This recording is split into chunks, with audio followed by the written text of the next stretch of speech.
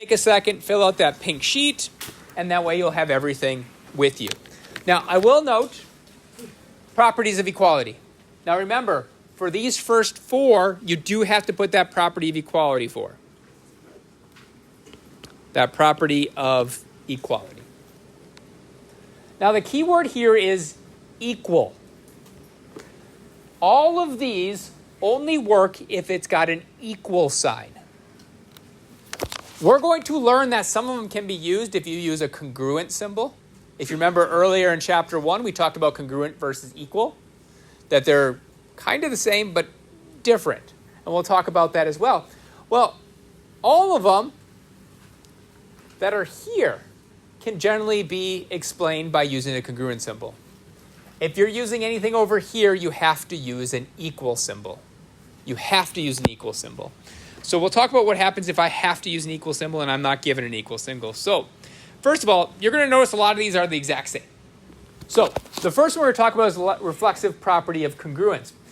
The only difference between this, so our reflexive property was, if you remember your other pink sheet, was just A equals A. You are equal to yourself. The only thing we're expanding to is, well, if I have a congruent symbol, so we write AB. We put the line above it telling the person it is a segment. AB must be congruent to itself. It has to be the same shape and size. That's what congruent means, same shape and size. Has to be. Then if we scroll down to symmetric properties, do you remember what symmetric property did? Just flipped it around. It just flipped it. If it was A equals B, we could write it as B equals A. So the symmetric property works the same thing if we have a congruent symbol.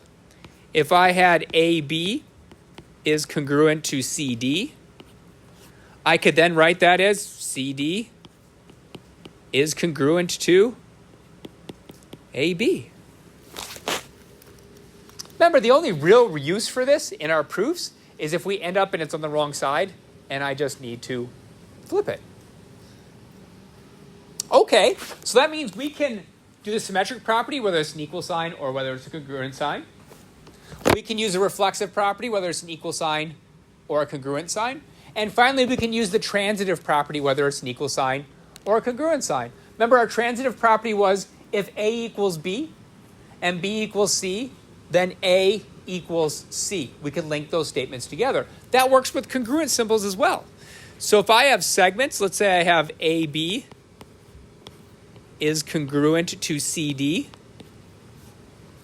and I also have CD is congruent to EF,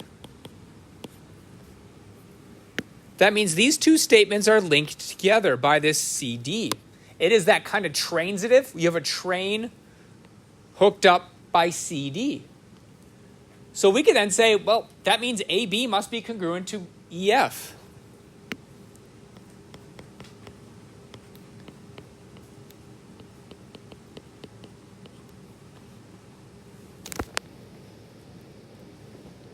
And that's it. So whether I'm an equal sign or a congruent sign, I can use any one of these three properties. However, what if I want to use the addition property of equality? What if I want to add something to both sides? You can't do it if it has the congruent symbol. But it doesn't mean you can't do the problem. Instead, we're going to look at these definitions. I have two big definitions for segments. The first one is definition of congruence.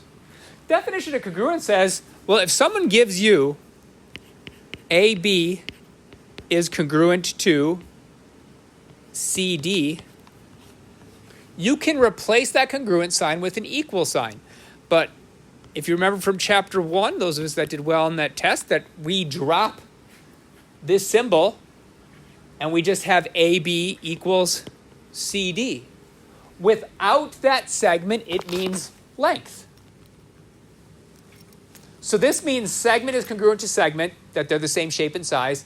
This actually tells you the length. Like this could be 9 equals 9. So if I write an equal sign, we lose the symbol on top. That means distance.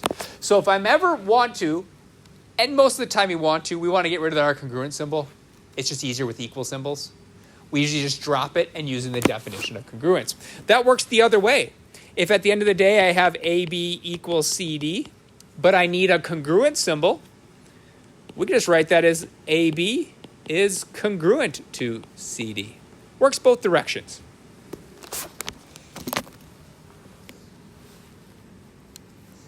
The nice thing about these pink sheets are if we forget what something means. Like if I forget what midpoint means, we can use this on our test. We could say, oh yeah, midpoint. I have a definition of midpoint. It says the midpoint of a segment divides the segment into two congruent parts. Your important part is this part, the two congruent parts. I know we have talked about it cutting in half, but right now we have to think about two congruent parts. So anytime I have a given that says something like I have a midpoint, you have two things you need to do as a knee-jerk reaction. You need to put your tick marks on your drawing, and you need to then say, oh, that means AM is equal to MB. A lot of proof writing is really just take a word that's told to you, find it on that pink sheet, and explain why it's important. That's a lot of proof writing. You'll see it today. Today is basically, you see a word, explain why it's important. All right, then we have some postulates. So we had definitions, and we have postulates. Postulates are kind of like properties. Properties for equality, where we just take it that these are true. They're basically your building blocks to build up to like theorems and stuff. We have to believe this is true in order to work. There's no great way to prove this is true, except for it just makes sense. It's kind of a postulate. It just kind of makes sense with their definitions. Now, this says it's the segment addition postulate. Our segment addition postulate, we actually already used it in chapter 1. We said, if I have a segment that's 4 inches and a segment that's 3 inches, how long is the entire segment? 7 inches. That's your segment addition postulate. If I have a segment and I add another segment, it makes a longer segment. If someone stands on my shoulders, I'm a taller person. Technically, you put a trench coat on it, you never know. All right, so we have what's called the segment addition postulate, which is really important to you. It says that if I take AB and I add BC right onto it, I have a brand new segment. I have a segment that's called AC. You're going to need this anytime you want to talk about the smaller parts of a long segment. Basically, anytime you see a segment with points in it, we're probably using the segment addition postulate, unless I say it's a midpoint. Because a midpoint's slightly different because we already know they're equal to each other. But generally speaking, if you see this point, we're probably using the segment addition postulate. Does that all make sense so far? We haven't done anything with it, but the words I said at least make sense-ish. Okay. I just want us to fill out this side because I want to talk about congruence. When we get to the angle side, I actually filled it out for you. We once again have our property of equality, our properties of congruence listed. We have a lot more definitions when we talk about angles. First one's pretty much the same, definition of congruence. I could change a congruent symbol that has no m's on it to have an equal sign where we have m's. Now remember, m stands for measure. It's 35 degrees. It's in place of 35 degrees. When I don't have a measure, you're just saying they're the same angle. Not necessarily, they do have the same measure and the same shape, but that's what you're saying by congruent. Definition of a right angle. 90 degrees. So if you get to your test and you don't know what a right angle is, you're just too lazy to look at your pink sheet. I would study my pink sheet. I would know where this stuff is. Know what's important on there so you know where to find it. Right angle, 90 degrees. Definition of complementary. Complementary are two angles whose sum is 90 degrees. Definition of supplementary. Two angles whose sum is 180. So if you ever got those two switched up, you won't get it switched up on this test because you'll have this pink sheet. But once again, you have to bring it and know where this stuff is. Definition of angle bisector. An angle bisector, kind of like a midpoint for segments, it divides an angle into two equal parts. I'm actually going to draw a picture next to it. We got to write it kind of small though. If I had an angle and I drew an angle bisector, it would look something like that. as long as these two angles are equal to each other. So maybe they're both 60 degrees. I don't know. That's what your angle bisector does. Works like a midpoint. It cuts an angle in half. So if I have a 120 degree angle and I ask for the bisector, you'd have two 60 degree angles. Perpendicular. Perpendicular forms a right angle. Now this is proof writing 101. Perpendicular means right angle. What does right angle mean? 90 degrees. See how it links up? That's what proof writing it is linking one statement to the next statement. Perpendicular are two lines that form a right angle, which is 90 degrees. I'm going to, right next to the word definition perpendicular, I'm going to put the symbol for perpendicular, which was that upside down T, if you remember. It's basically you drew a perpendicular line. All right, those are your big definitions. Then we have a postulate. Just like our segment addition postulate, you could take two angles to make a bigger angle. I have ABD plus DBC equals this big ABC. Angle addition postulate says you can take two angles, paste together, and make a brand new angle. Then we get to our theorems, and our first three are the most important. Vertical angle theorem. Vertical angle theorem says if two angles are vertical angles, then they are congruent. Just as a quick reminder of what a vertical angle is. A vertical angle is if two lines make an X, angles that are directly across from each other, either up, down, left, right, diagonally, if they're across from each other, they're vertical angles. So 1 and 2 would be congruent. These ones I didn't label would be congruent. Complement theorem. If two angles form a right angle, so two angles pasted together make a right angle, they must be complementary, and that's because a right angle is 90 degrees. Linear pair theorem. Linear pair theorem says if two angles form a linear pair, then they must be supplementary. As a reminder of what a linear pair is, it's two angles that make a straight line. So like 1 and 2 would be a linear pair. We'll talk about the following two when they occur. If they occur. We might just skip them. But you could take a peek at them, see if they make sense. Basically, if you have two angles complements to the same angle, they must be the same angle to begin with. Same thing with supplementary. If you have two angles that are supplementary to the same angle, then the original two angles must have been congruent to each other. All right. Let's go ahead and look at a proof. A proof's going to work just like your algebraic proof. We have two sides. We have statements, and then we have reasons. We have statements, and we have reasons. And your first statement is already, Noah's already got that down. Our first statement is always going to be our given. So our first step is always our given. And if we look up here, our given is angle AOM and angle MOC are a... What was that? Does it equal 180? Yes, we'll get to that. Are a linear pair. Now, you can't be too smart for proofs. You can't just say it equals 180. You can't change anything. You have to do exactly what the pink sheet says. You are limited by what the pink sheet says. But Austin is correct. Eventually, we want to say that these two things equal 180. Because they make the 180 that straight line. So eventually I want to say, oh, these two angles equal 180, but we need to build up to that. Now we're supposed to solve for x. We need to solve for x. But like I said, proofs will kind of tell you what to do if you just kind of listen to what they're telling you. The first thing it's telling me is the word linear pair. Now we don't have to be too smart about this. We could find linear pair in our pink sheet.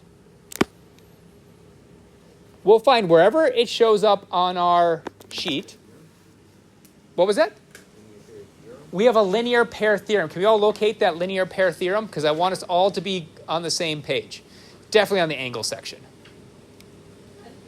Do we all locate the linear pair theorem? Now, correct me if I'm wrong, but it doesn't say 180 in it, does it? What words does it use? What specific word does it use? Supplementary. All the linear pair theorem says is a linear pair is supplementary. So you must follow what the pink sheet says. Linear pair leads to supplementary. So my second step is actually saying angle AOM and angle MOC are supplementary.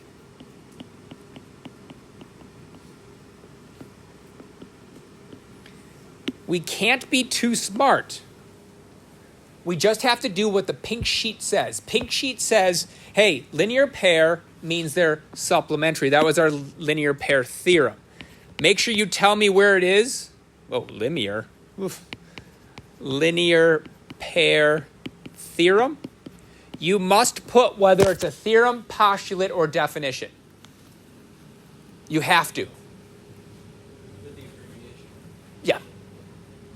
Because I'm going to assume you're looking at your pink sheet. You can read it. We're all together on the same page here. Okay. Now let's follow our nose. Is supplementary on that pink sheet? What does supplementary say?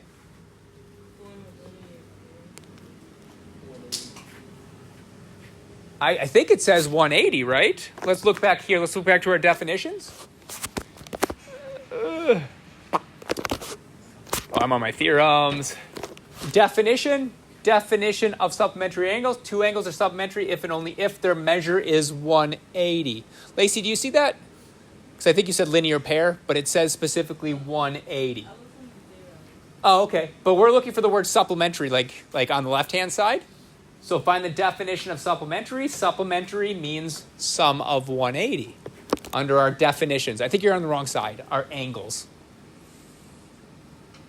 Other side. Okay. So I have my definition of supplementary angles. So now I can say they equal 180. So I can say, you know what? That means the measure of angle AOM plus the measure of angle MOC equals 180 because supplementary led me to the term 180. And that will be definition of supplementary.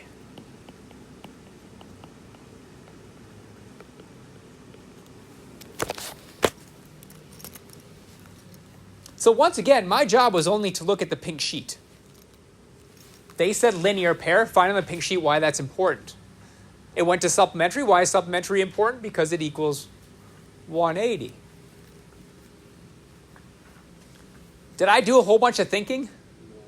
No, I actually shut off my brain for a second. Because like Austin said, I probably wanted to start off by putting 180. It's probably like a natural thing to say, I just want to say it's 180 because I can see it. We can't do that. We have to follow the pink sheet. All right, now we have this 180. I need to solve for x, but none of these are written in terms of x. So what I need to do is I need to use substitution. I need to replace. So do you see this AOM? I'm going to circle the entire thing, even the M. And I'm going to replace it what it looks like in the drawing. Well, AOM is this angle here. It has the 2x plus 30. So we're going to replace this with 2x plus 30.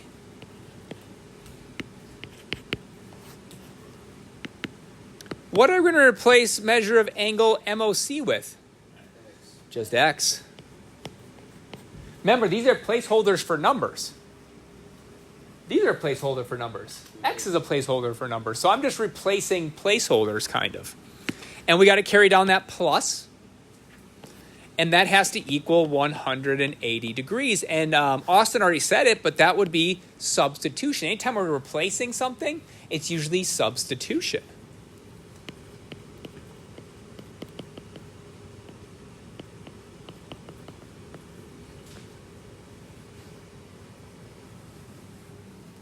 Now, we spent forever on those algebraic proofs. In fact, we kind of pushed it longer than I've ever pushed it, just so we can practice something like this.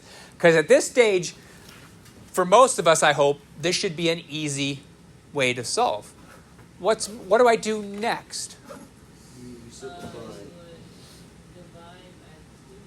I probably won't divide by 2x because I have that 2x and that x here. I need to simplify or combine like terms. Or addition, as long as you don't put addition, property of equality. So Yeah, prop would be okay. So 2x plus x would give me 3x plus 30 equals 180. The best term for this is simplify, though.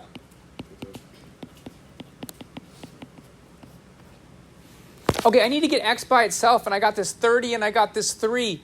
There is one I should do before the other. Should I do the 30 first, or should I deal with the 3 first? I should do the 30 first because that's our addition and subtraction. We do our addition and subtraction first. It's kind of the opposite of PEMDAS, where we're kind of taking our shoes off. What was that? So, subpo is correct. We're going to subtract 30 on both sides, which will give me 3x. Well, 30 minus 30, that's gone, equals 150. That is our subpo, or subtraction property of equality. Listen to my question. What's my last reason? Yep, division, POE, property of equality. Our division property of equality, because we are dividing both sides by 3.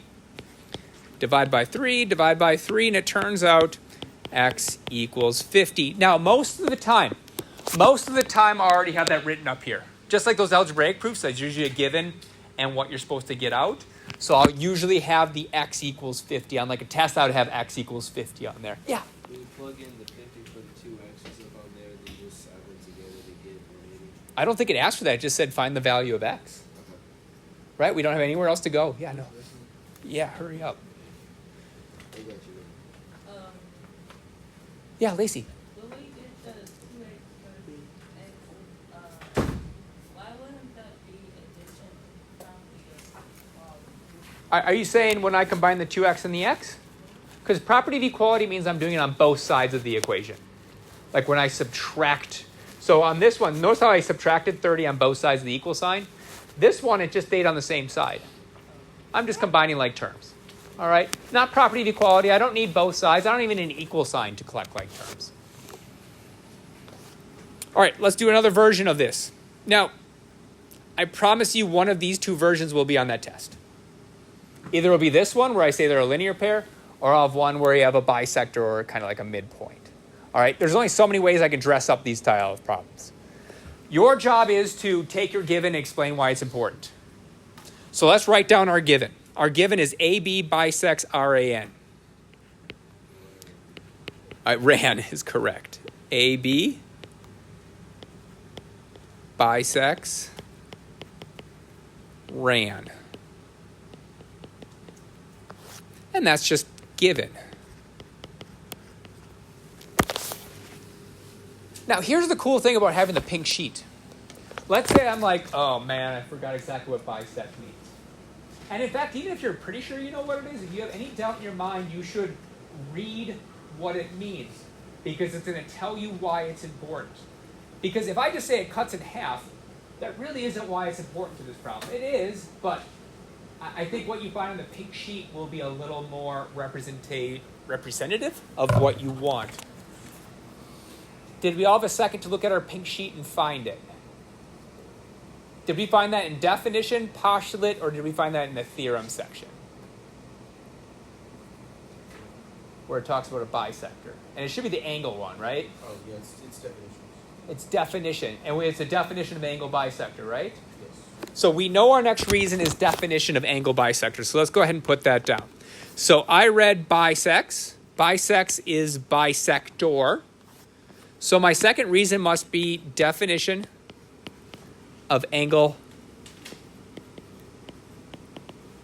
bisector. Now here's the nice thing about those pink sheets. If you're dealing with angles, you're just on one side.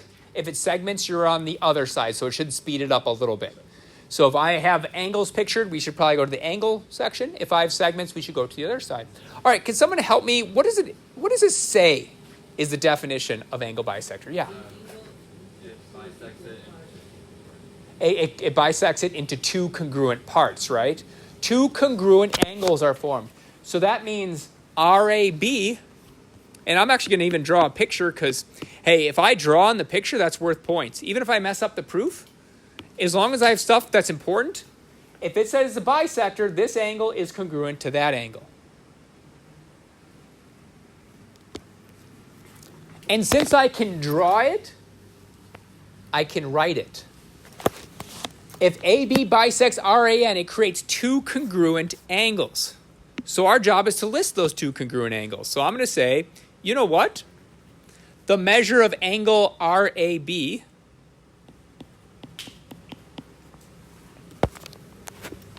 RAB, is that one of the angles that I'm trying to talk about? Could I call that BAR? Yes. Could I call it ARB?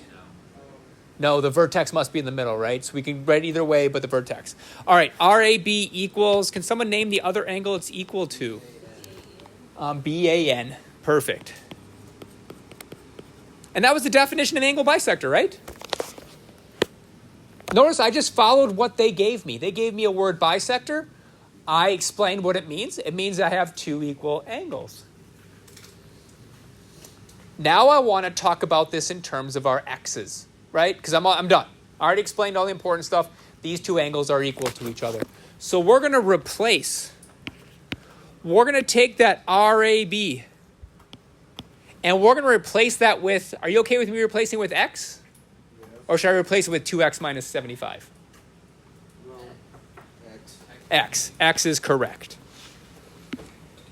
We're going to replace the BAN with that 2x minus 75.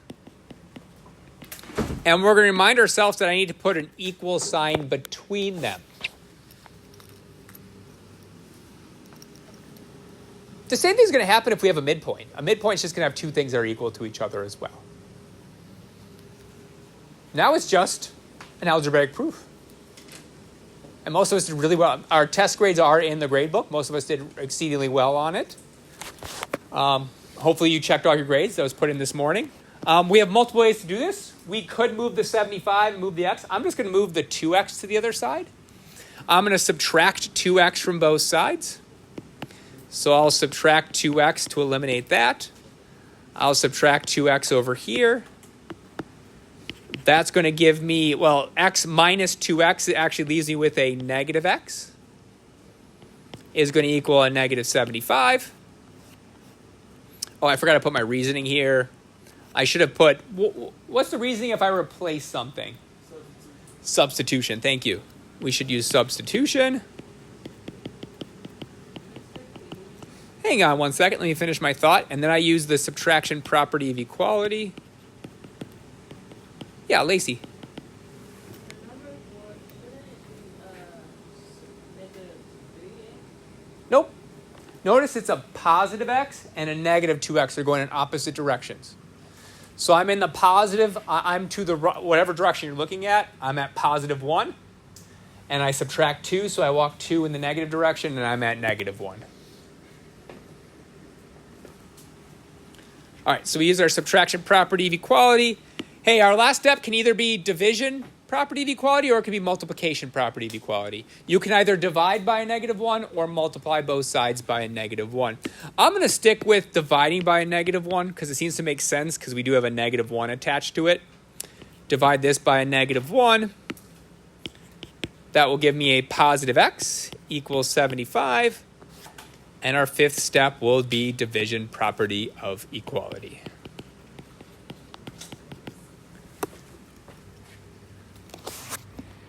Hey, that's half of our lesson. In fact, that would be the entirety of our lesson. I did add a couple proofs in there for extra practice and stuff. But you have everything you really need to start the homework. The homework won't be due until Friday. We will finish this lesson on Wednesday, but just in case you're not here, you can finish that homework.